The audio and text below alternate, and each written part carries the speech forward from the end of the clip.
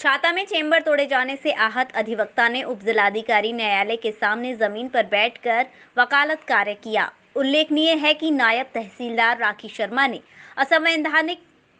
असंवैधानिक तरीके से अधिवक्ता के पाठक का चेंबर तोड़ दिया था, जिस पर उन्होंने जमीन पर बैठने का निर्णय लिया। वहीं अधिवक्ता के पाठक ने चेंबर तोड़े जाने के बारे में जानकारी देते हुए यह बताया। हाँ जी वकील साहब, बताओ क्या किस कारण आप यहाँ बैठे हुए हैं?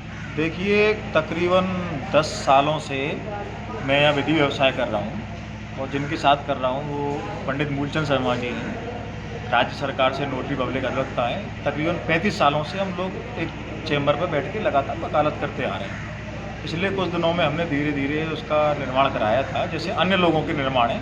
किसी पर यहाँ कोई बैनामा नहीं है और जैसे परमिशन मिलती है, फॉर्मेलिटी होती है, उनके आधार पर हमने भी यहाँ निर्माण कराया था। लेकिन पिछली 30 तारीख को नायब तहसीलदार सुश्री राखी शर्मा जी ने छुट्टी का फ़ायदा उठाकर संडे के दिन रविवार को तहसील के दोनों गेटों को बंद कराकर बिना कोई नोटिस दिए, बिना कोई पूर्व सूचना दिए हमारे चैम्बरों को गलत तरीके से तोड़ दिया गया, बिल्कुल ही असंवैधानिक रूप से, जो बिल्कुल नियम विरुद्ध है। उन्हें ऐसा करने का कोई हक व अधिकार नहीं था। अगर उनको कहीं कोई दिक्कत थी तो हमें सूचित कर देते। और हमने उस दिन लाइव भी चलाया था, उसमें हम कह भी रहे हैं तहसीलदार साहब से कि अगर हमारा चैम्बर आपको गलत लग रहा है तो हमें आप समय दे दो, आधे घंटे का 1 घंटे का हम इसको हटवा देंगे, हमारा नुकसान नहीं होगा। लेकिन उन्होंने हमारी नहीं सुनी और जैसे अंग्रेज़ों के समय में होता था, इन लोगों ने उस तरीके से हमारे चैम्बर को नष्ट भ्रष्ट कर दिया। अब हमारे पास कोई बैठने लायक जगह नहीं बची थी। हमें अपना विधि व्यवसाय भी करना है, ये मेरे क्लाइंट्स हैं और इन क्लाइंट्सों के साथ मैं अपना यहाँ काम कर रहा हूँ। मेरा कोई यहाँ आंदोलन नहीं है, ना मेरा किसी से कोई विरोध है।